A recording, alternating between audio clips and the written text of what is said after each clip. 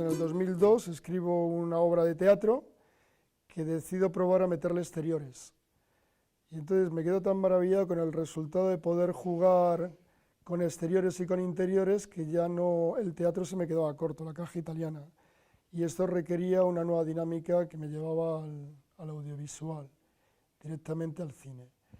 Entonces, a los 40 y tantos años entro en la escuela de cine y empiezo a escribir comedias, que es lo que me gusta, empiezo a rodar y como todo lo que escribo son cosas largas, de larga duración, pues todos los rodajes iban cayendo uno tras otro. Y casi tiro la toalla, pero un buen día un amigo nos presenta al que es mi director de fotografía, al que es mi cámara, a la gente del equipo, y hay tan buena química que decidimos empezar a crear un grupo estable para hacer producciones independientes.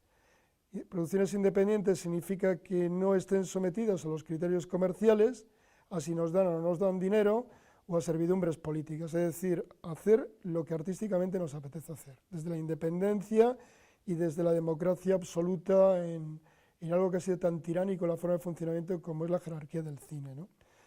Y bueno, la verdad es que les lío un poco a todos.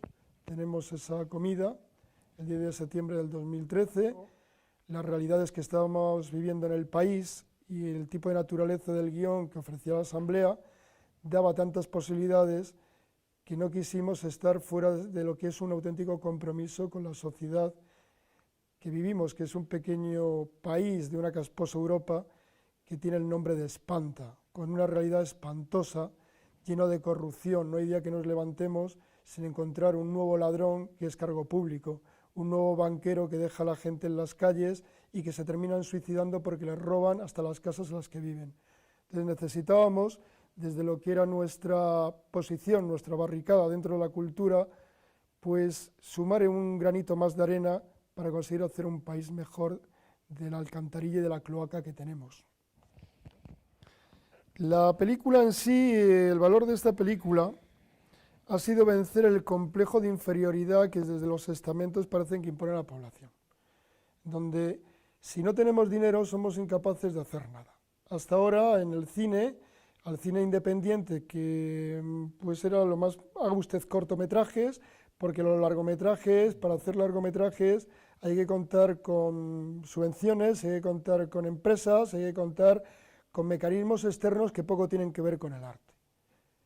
Y nos estamos encontrando carteleras en donde las ofertas de cine que hay son productos comerciales, pensando más en el mercado y la rentabilidad que en la expresividad artística. Entonces, planteamientos como los de Dreyer o planteamientos como los de Bergman o expresividad como la que tenía Fritz Lang o Murnau, el cine artístico, esto ha quedado muerto por el mercado, es la dictadura del mercado. Nosotros hemos conseguido romper esta tendencia, hemos demostrado de alguna manera que es posible hacer una película de 1 hora y 20 minutos sin dinero externo, sin subvenciones, solamente con la unidad de los trabajadores del cine que se han puesto de acuerdo. Aquí se han reunido, ha sido un trébol de 3 pétalos. Por una parte, el colectivo de técnicos de cine, a los que la película quedan todos reflejados, salimos y que los llamamos los Phil Brothers, los hermanos del cine. Por otra parte, el colectivo de actores, que ha sido bastante numeroso, han participado 98 actores, y el colectivo de músicos, que también nos han brindado su maravillosa música, en este caso de swing. Ha habido 2 grandes bandas, una los Monkey Do de Mallorca y otra los Spirit Jazz Band, que tocan en Madrid y que, bueno, cuyo trompetista viene con la experiencia del Dixie, del jazz de New Orleans. Esta combinación de 3 fuerzas ha hecho posible el trastorno nacional, sin un duro de ayuda, sin un duro de ayuda. Y a nosotros nos ha servido para saber que esos complejos de inferioridad, de que sin dinero no se puede hacer las cosas, no es verdad. No es verdad. Esto nos lo intentan meter aquellos que quieren monopolizar determinados trabajos para determinada clase social.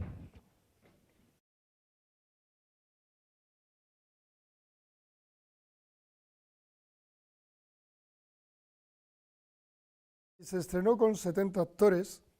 Recuerdo que estaba reparto de mucha gente a la que estoy muy agradecido, como Olga Quesada, Juan Polanco, Emma Suárez. Participó el miembro de la Academia de la Lengua y extraordinario dramaturgo y actor que es Paco Nieva. Y bueno, lo que pasa es que yo en aquella época andaba muy influenciado por el dadaísmo de Tristan Tzara, por los manifiestos surrealistas de André Breton, igual que lo sigo estando y lo he estado toda mi vida. El cine, el Chants d'un poète, que es una maravillosa película de 1927, totalmente surrealista, por los textos de Man Ray, en fin. Toda esta gente hacía literatura automática, era la literatura del surrealismo. Y era la creatividad, era dar libertad absoluta de creación y de expresividad. Pero claro, esto cuando es el mercado el que genera las disciplinas de menos gente, que si no no es económico, con menos gente hay que reducir plantillas, o hay que hacer... Pues ¿dónde queda el artista? Uno cuando se pone a escribir no piensa esas cosas, piensa en la necesidad del guión y lo que va surgiendo, y los actores que hay en un reparto es porque un texto cuando se escribe los personajes van cobrando vida y van exigiendo un mismo desarrollo de la trama, ¿no? No hay un porqué en sí, es la propia creación que surge.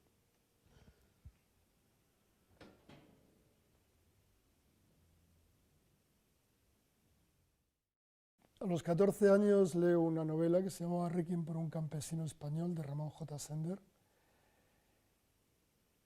y me provoca un auténtico terremoto en mi interior. Siento lo que es la injusticia de tal forma que ingreso en el Partido Comunista a esa edad. Y dos cosas que para mí fueron importantes. Mi principal universidad de decir que fue el Partido Comunista de España y la Comisión de Artistas Intelectuales del partido, que me abrió todo un auténtico mundo. En aquel momento, personas como Gabriel Celaya, como Rafael Alberti, como Marco Sana, como Armando López Salinas, que prologó un libro mío de poemas y que él fue director de la Pirenaica. Para mí fue una auténtica revolución. Pintores, camaradas míos como Juan Genovés, Ángel Aragonés, Francisco Echauz, personas que realmente tenían un compromiso con la justicia, con las libertades, y era tal aventura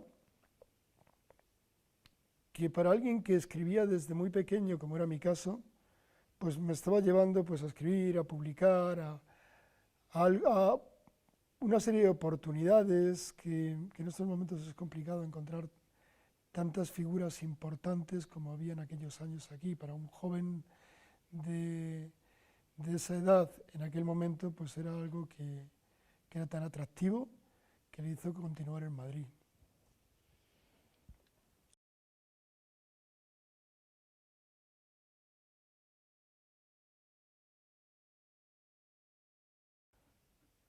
Allí estaban todos, todos.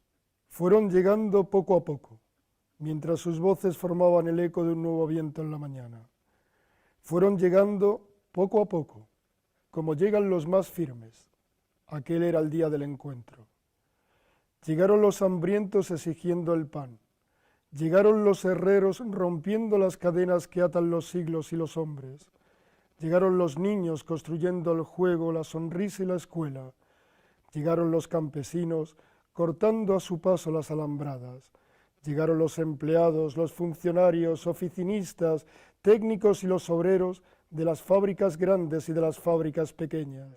Y salieron todos a las calles, dejando atrás las puertas. Salieron, levantaron la cabeza y miraron el cielo. Llegaron las mujeres quemando los entarimados dictadores de los hombres, sus leyes y religiones, sus imposiciones llamadas familias, y enarbolaron sus banderas de viento. Llegaron los mendigos, los viajeros, los obreros del sueño y la palabra, los maquinistas, los sonámbulos, llegaron todos de remotas tierras, diferentes lenguas y distintos colores, y llegamos todos, y juntos por decreto acordamos forjar la libertad y la unidad sin fronteras entre los pueblos.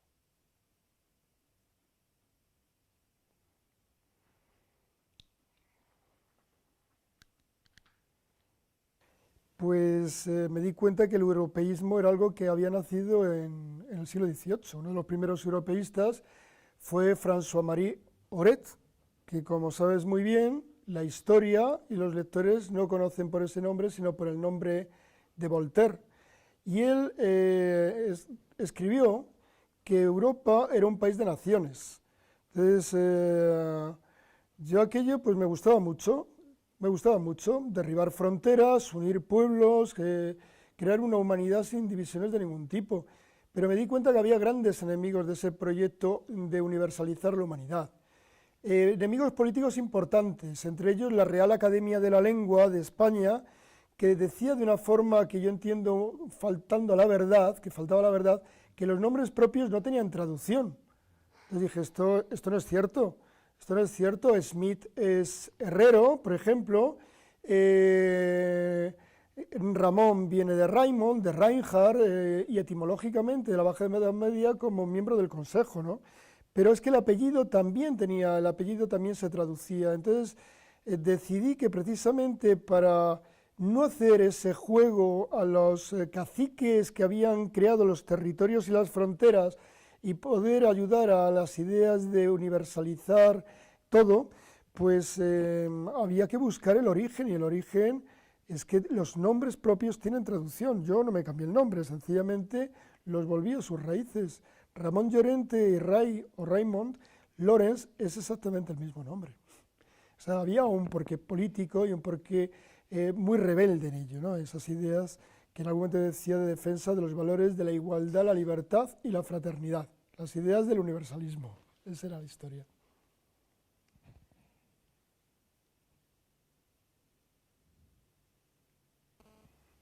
Bueno, manifestar los ideales mediante el arte, por el sueño de un mundo mejor y por el sueño de cambiar las cosas y evitar tanta injusticia que hay. Entonces, en aquellos años yo recuerdo que siendo muy joven me incorporé a un grupo de una tertulia literaria que había en la Mandrágora y que nos juntábamos los jueves en la parte de abajo, en el sótano. Entonces el dueño del local nos dijo, a partir de ahora vais a juntar el sábado con los cantautores. Y entonces ahí empezamos a conocer pues, a una serie de gente que cantaba la Mandrágora, que recuerdo que era Alberto Pérez, Joaquín Sabina y Javier Queré, de los que guardo muy buen recuerdo, ¿no? Entonces eso era por una parte de la música. Luego el grupo de amigos como Antonio López Campillos, que en España presentó La Isla del Tesoro, pero que era científico, que era del grupo de los exiliados de París y que me presenta a Raval, y Fernando Arrabal pues escribe un libro de poemas escribe un prólogo para un libro de poemas que yo había escrito, El pincel de la jirafa, que nunca quise publicar.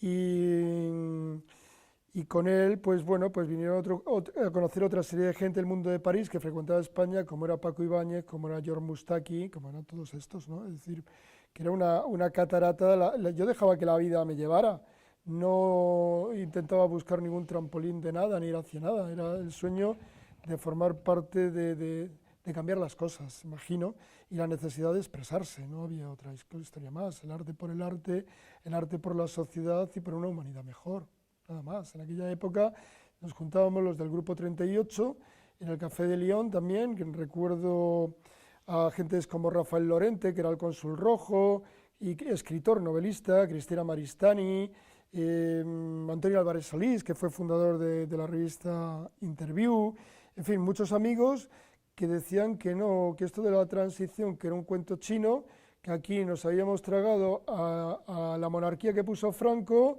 a los asesinos del franquismo, que no había habido justicia y que había habido impunidad para los torturadores asesinos y que no queríamos comulgar con aquello. Y hasta en un momento determinado a Felipe González le montamos una huelga general precisamente desde la cultura, por no haber cumplido todo aquello que propuso y que prometió al pueblo. Entre otras cosas, OTAN de entrada no, y luego nos metió de cabeza.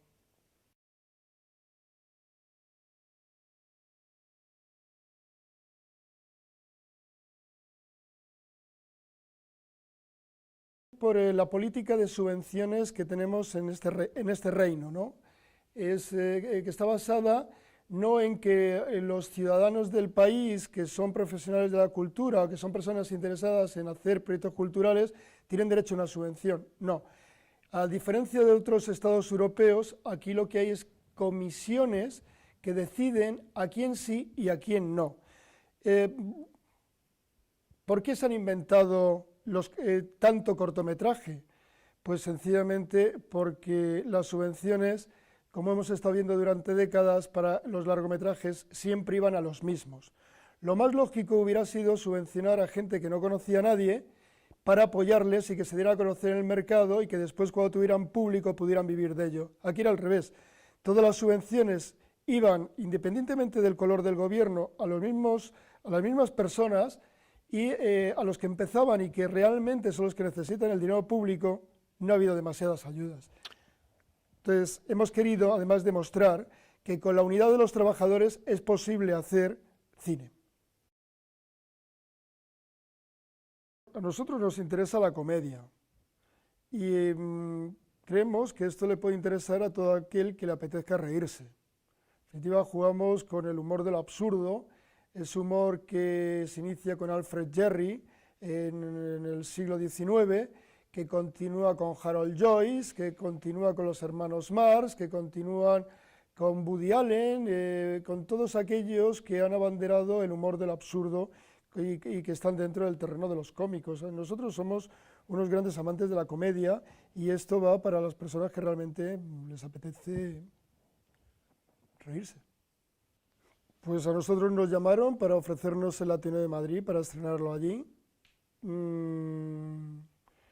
La verdad es que pensábamos que podía estar bien por la significación que tiene el Ateneo. Ahí nacieron dos repúblicas en este país y es la institución cultural más antigua que existe. Claro, a nosotros nos hacía mucha ilusión. El teatro nos daba un poco miedo porque era nuestra primera producción y son muchas butacas. Entonces decíamos, bueno, esta gente a qué acto vienen aquí, porque hay muchos actos en el Ateneo, pero resulta que todos venían a ver la película. Pues los primeros sorprendidos hemos sido nosotros.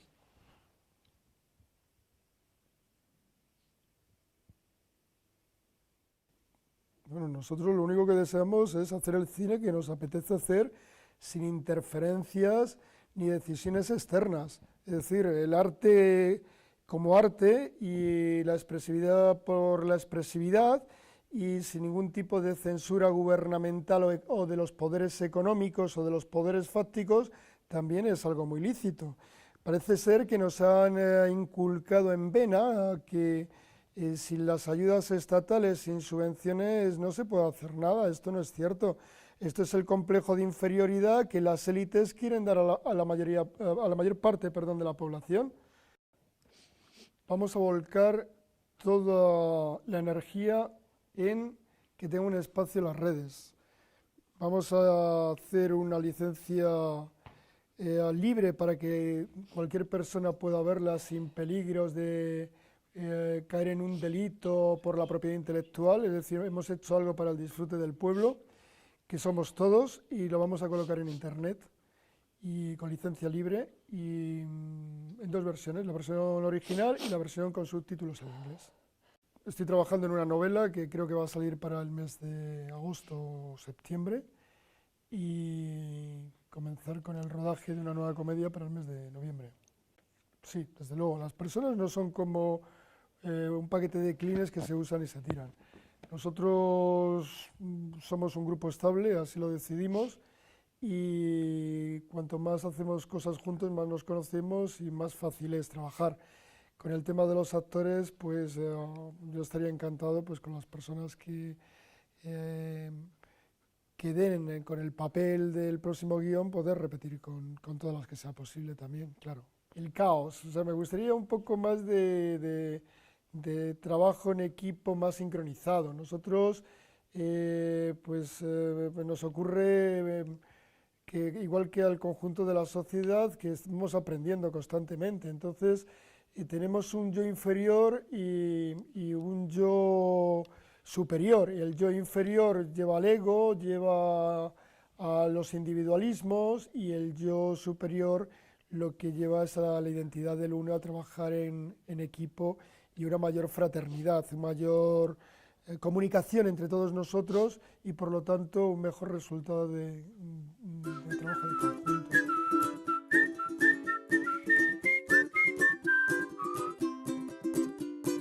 Five for two, eyes are blue, bad what does five to do? I send you very soon, my girl.